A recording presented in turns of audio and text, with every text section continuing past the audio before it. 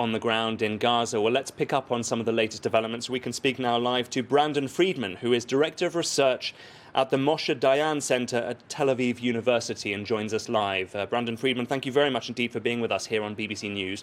The war is now in its 7th week. It appears that Israel is preparing to extend its military operations into the south of Gaza. What do you believe is Israel's end game, and what would victory look like for Israel?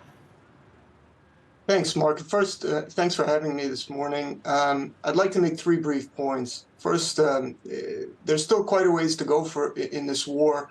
Israel has not yet released the bulk of the hostages that are being held, which include a 10-month-old baby and apparently a mother who recently gave birth. So until Hamas has been properly dealt with and the hostages have been released, there's still going to be a long way to go here. Israel's also facing unrelenting attacks in the north. On Saturday, there were 50 rockets and other projectiles launched into Israel. Yesterday, there were dozens of drones that crossed the border into Israel's north. And an Israeli-owned vessel was hijacked by the Houthis in the Red Sea. In addition, you had the former head of the Revolutionary Guards in Iran, Mohsen Rezai, as well as the Iranian foreign minister, threatened to open additional fronts against Israel. So whatever the end game might be, I think there's still a long way to go before we get there. Fascinating, really, that the attacks are still continuing in such volume, given the fact we are, militarily speaking, about one of the superpowers of the Middle East, Israel, versus a far inferior force in Hamas, and yet they are still not capable of that resistance. I wonder if I could ask you something that's quite specific here about the tunnels. With your permission, let me just... Yeah, go, please. Let me just sharpen that point. The attacks Israel is facing are from Iran and its partners in the north. That's Hizballah.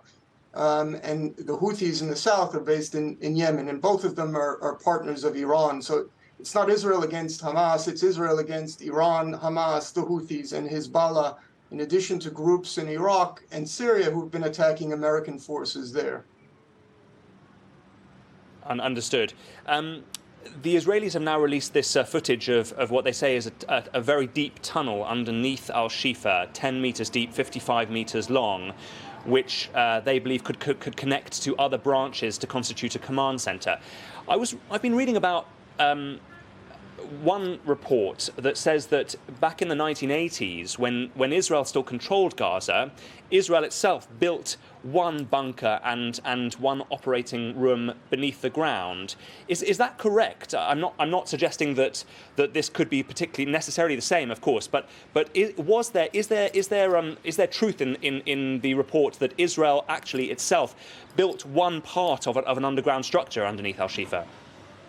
I'm not in a position to confirm that, but I think the fact of the matter is that Hamas has dramatically expanded whatever infrastructure might have been present before over the last 15 years, and they've done it with the help of Iran.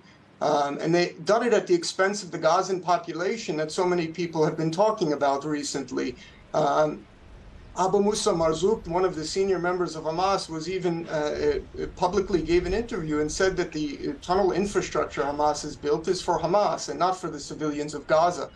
Hamas had a choice. They could have used their resources to build bomb shelters and infrastructure to protect the civilian population of Gaza, and they chose not to because it's their strategy to use civilians as human shields in their war against Israel. And so I think whatever infrastructure exists underground in Gaza, Hamas needs to take responsibility for it and for how it's used. Can I ask you, Brandon, about the day after, when the guns fall silent, whenever that will be?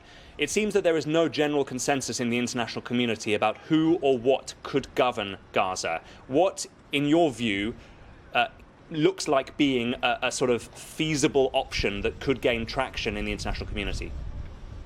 Sure. I think what's important to recognize is what hasn't worked in the past. So in 2006, at the end of Israel's war against Hizballah, Israel agreed to a ceasefire that resulted in UN Security Council Resolution 1701, which was supposed to disarm Hizballah and keep Hizballah from Israel's borders in the north. Neither of those two things happened.